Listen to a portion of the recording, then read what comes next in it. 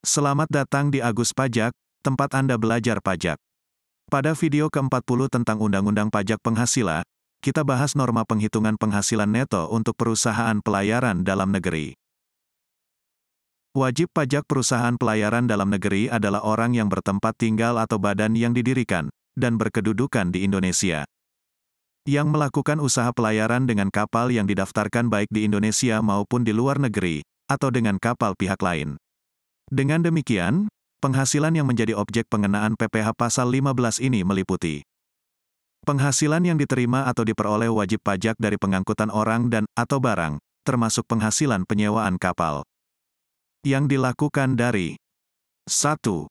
Pelabuhan di Indonesia ke pelabuhan lainnya di Indonesia. 2. Pelabuhan di Indonesia ke pelabuhan di luar Indonesia. 3. Pelabuhan di luar Indonesia ke pelabuhan di Indonesia, dan 4. Pelabuhan di luar Indonesia ke pelabuhan lainnya di luar Indonesia. Penghasilan neto bagi wajib pajak perusahaan pelayaran dalam negeri ditetapkan sebesar 4% dari peredaran bruto. Besarnya pajak penghasilan terutang adalah sebesar 1,2% dari peredaran bruto, dan bersifat final. Peredaran bruto adalah semua imbalan atau nilai pengganti, berupa uang atau nilai uang, yang diterima atau diperoleh wajib pajak perusahaan pelayaran dalam negeri, dari pengangkutan orang, dan/atau barang, yang dimuat dari satu pelabuhan ke pelabuhan lain di Indonesia, dan/atau dari pelabuhan di Indonesia ke pelabuhan luar negeri dan/atau sebaliknya.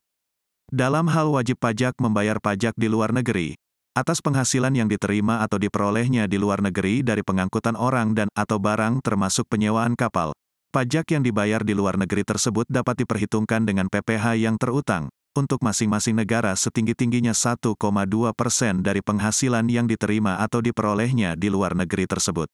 Hal ini disebut kredit pajak PPh Pasal 24.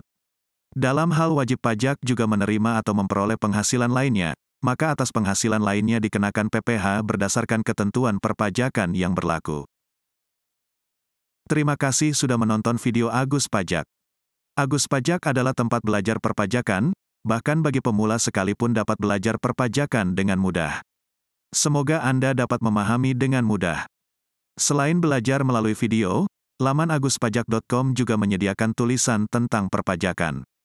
Tulisan di laman aguspajak.com sudah banyak dikutip orang untuk beragam keperluan, seperti tugas dari dosen dan skripsi. Nantikan video selanjutnya. Sampai jumpa di video selanjutnya.